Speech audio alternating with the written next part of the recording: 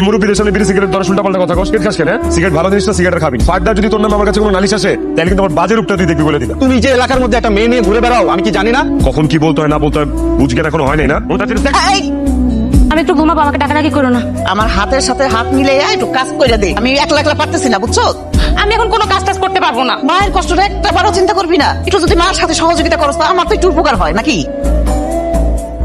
নে ধর, কি দিলাম মা? 50 টাকা। এই 50 টাকাই ছিল, এই 50 টাকাই তোরে দিছি। অ্যাটলিস্ট 100 টাকা দিতে পারতা। আমার কাছে আর কোনো টাকা নাই বাবা। তোমাতে নিতে পারেন শুনবো, এসব না আমার একদম ভালো লাগে না আম্মা। আমি বাসা থেকে ছেড়ে মা কি শোরুমে একটা বাইক দেখে আসছিলাম আম্মা, আমার খুব পছন্দ হয়েছে আম্মা। মা এখন কিনতে পারলে না খুব ভালো হতো আম্মা। ওর যাইতে কত, ওর যাইতে কত। বাইকের কথা বললে তো আমার তোমার ভালো লাগে না। তুই দেখছিস তো আম্মা অসুস্থ, তুই এখানে যা তো, আমাকে বিরক্ত করিস না। ওই তোর বাবা কি কোটি কোটি টাকা রেখে গেছে আমার কাছে? হ্যাঁ, আমি এই টাকা তখন দিব। বাবা কোটি কোটি টাকা রাখা জানে তো কি হয়েছে? একটা বাইকই তো চাইছি, অন্য কিছু তো চাই নাই। আমি আর বাসায় আসবো না, একটা অঘটন ঘটাই ফেলবো। আপা ওই যে তোমার দোকানের কথা বলছিলাম না, 2-1 দিনের মধ্যে ওই দোকানটা অন্য কেউ নিয়ে নিবো আপা। দোকানটা আমার খুব পছন্দ আপা। এই যে আরেকটা আইছে, তোর কি পাইছে তোমারে? হ্যাঁ, আম্মা তুমি শান্ত হও আম্মা, প্রেশার পাবে আম্মা। আমার ভালো লাগতেছে না, বাঁচতে চাই না আমি। কি সর্বনাশ হয়ে গেল মারে, তোর জন্য আমি জিনিসগুলো বানাই রাখছিলাম এই জায়গায়। সাজু নিতে পারে, বাইক কেনার জন্য যা পাগলামি করতেছিল আমার সাজুই নিছে। গয়নাগুলো কি অন্য কোথাও হেঁটে হেঁটে যাবে? তুমি আবার পাড়া প্রতিবেশীতে জানাইতে যাইও না, তাহলে কি না কি ভাববে। অসুস্থ ছিলাম, এই যে বালিশের নিচে চাবিটা ছিল, কে করবো এই কাজটা? কর। আমরা তো সবাই তোমার পাশে ছিলাম। মামা না ব্যবসার জন্য টাকা চাচ্ছিল, মামাকে এই কাজটা করবে? না না না, আমার ভাই এই কাজ করবো কেন? ও তো এই কাজ করার মানুষ না। আমার সব শেষ হয়ে গেল রে মা, আমার সব শেষ হয়ে গেল। তোর জানি কেমন করতেছে।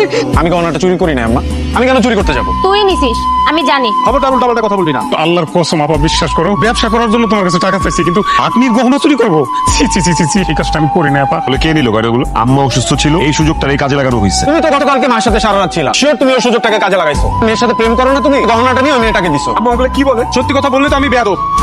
হাত পা কিন্তু আমারও আছে, এটা মনে রেখো।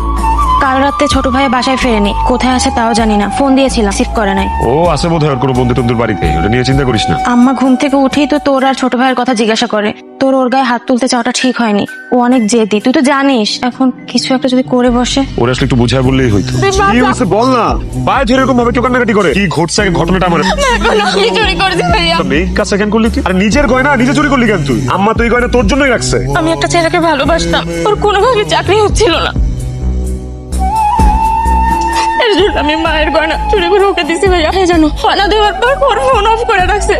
ওই ছেলের কাছে কি তোর গোপন কোনো কিছু আছে? ভিডিও, কোনো ছবি, কোনো মেসেজ বা কোনো কিছু? এমন কিছু নেই। তোর গায়ে একটা ফুলের টোকাও পড়বে না, আমি কথা দিতেছি।